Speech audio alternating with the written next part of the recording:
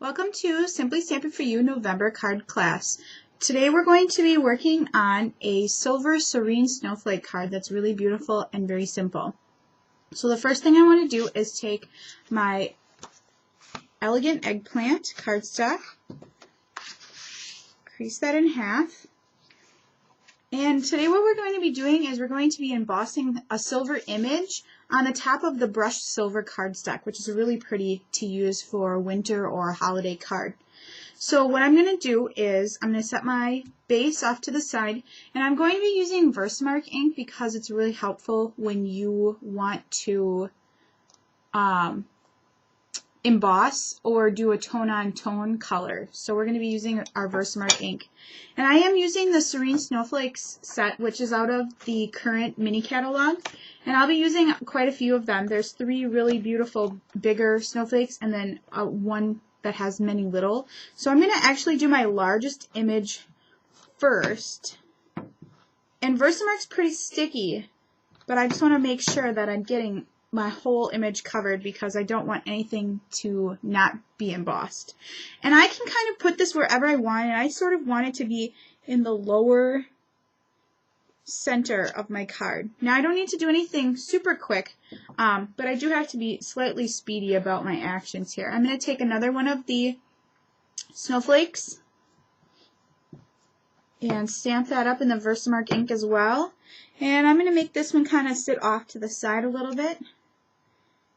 And the last snowflake I think I might do 2 of because they're smaller, and those can kind of hang off the edge as well. Okay.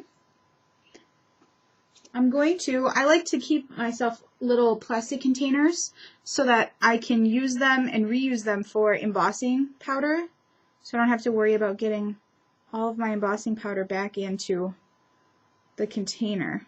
But I'm kind of sprinkling lightly over all of those areas. And I'm going to kind of do some fancy work here. And I can always re-go over it if I find that there was an area that didn't get as much embossing powder. Like right here, I'm noticing that didn't cover quite as well as I wanted it to. Over here. So I can go over those again and just make sure that everything I want to be covered is covered before I use my heat stick. Now you can use the embossing buddy. That helps kind of take that static away from your card, but I'm finding that with the brushed silver cardstock that I'm not having much of that static anyway. Now before I heat emboss this, there's one last thing that I want to do, which is to make a small little tag, and that's going to be in the elegant eggplant on the elegant eggplant cardstock. And I'm also going to use Versamark on here because I want it to really pop onto that color. And I'm actually using a stamp from the Christmas Punch stamp sets. It's a Merry Little Christmas to You. And it's beautiful, and it goes so well with the wide oval punch. Again, just want to make sure that I get that all nice and inked up. Okay, and then again I'm going to go ahead and put some of my embossing powder on that.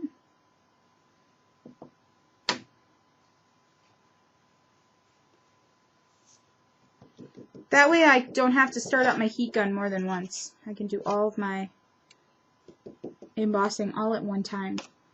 Okay, so I'm going to set this off to the side. And I'm going to use my heat gun. Now it's really important that when you're using your heat gun, you have to remember not to leave the heat gun in one place on your paper too long because it will burn. You'll notice sometimes that your edges might start wrinkling just a little bit, and that's due to the heat, and that's okay. That's pretty typical. And you can kind of see the embossing powder change form when it's heated so that you don't overheat the embossing powder at all. Sometimes it takes just a moment to heat up, but you'll kind of notice that I like to move my paper around a little bit in my heat gun so that it's not in one place all the time.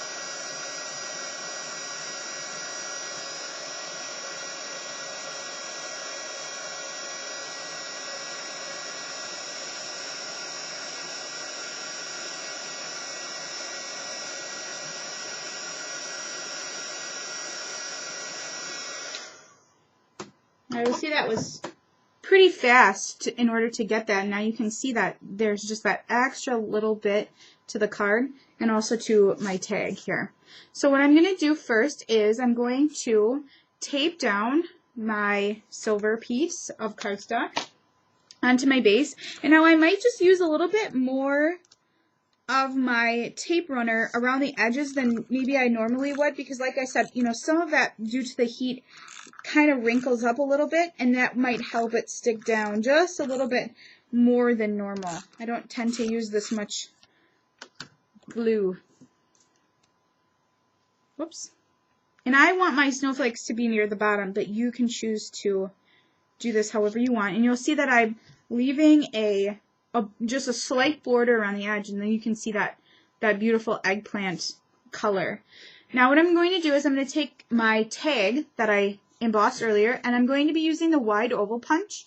And if you've seen our videos before, you'll know that I usually punch upside down. That way I can make sure that my image is right where I want it to be before I punch. And it is. I'm going to punch that out. And it's perfect. No more having to cut around things and worry about that. So that's beautiful and all ready to go. And that's going to go on the front of our card. One of the last things that I'm going to do before I attach my little tag on is I'm going to be using the silver elastic cord. And this is also in the mini catalog and is really kind of helpful and useful and beautiful around the holidays. And what I'm going to do is wrap it around the front of the card twice, and then make myself, if I can. What's really nice about this is that it's stretchy.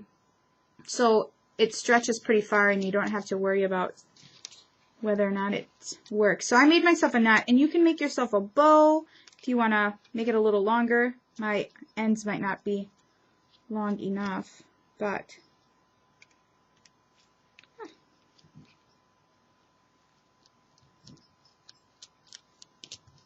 and I don't think they are. That's okay.